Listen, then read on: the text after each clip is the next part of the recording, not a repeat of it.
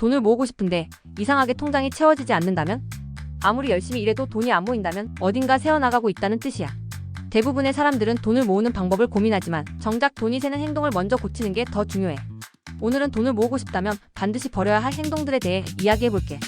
가장 먼저 버려야 할 습관은 남들과 비교하며 소비하는 습관이야. 친구가 새 차를 샀다고? 동료가 명품 가방을 들고 다닌다고?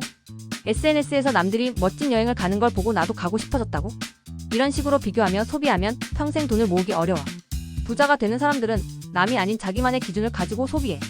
이걸 사는 게 정말 나에게 필요한가? 라는 질문을 던지지 않으면 불필요한 소비에 휘둘릴 수밖에 없어. 또 하나, 계획 없이 지출하는 습관도 반드시 버려야 해. 월급이 들어오면 기분 좋게 여기저기 쓰다가 정작 한 달이 끝나면 돈이 다 어디 갔지? 라고 생각하는 경험 한 번쯤 해봤을 거야.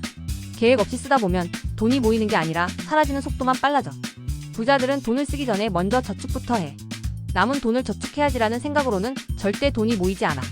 월급이 들어오면 먼저 일정 금액을 저축하고 남은 돈으로 생활하는 방식이 필요해. 그리고 할부와 신용카드 의존도 돈을 모으는데 가장 큰 걸림돌이야. 이 정도 할부는 부담 없겠지? 라고 생각하고 신용카드를 긁다 보면 어느 순간 카드값이 감당이 안 되는 순간이 찾아와. 특히 무이자 할부라는 말에 속으면 안 돼. 할부를 많이 쓰면 미래 소득을 미리 당겨 쓰는 것과 같아. 돈을 모으고 싶다면 할부 습관부터 줄이고 소비는 가급적 현금이나 체크카드로 하는 게 좋아.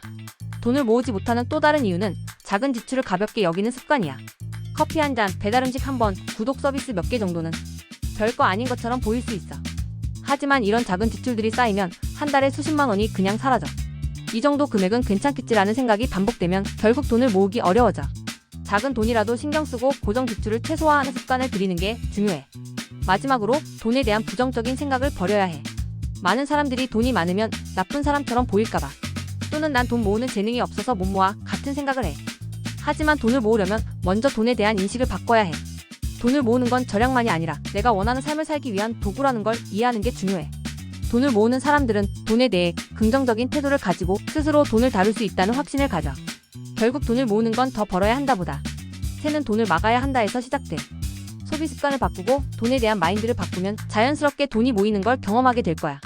혹시 지금 말한 행동 중에 하고 있는 게 있다면 하나씩 버려보는 건 어때? 작은 변화가 결국 큰 차이를 만든다는 걸 알게 될 거야.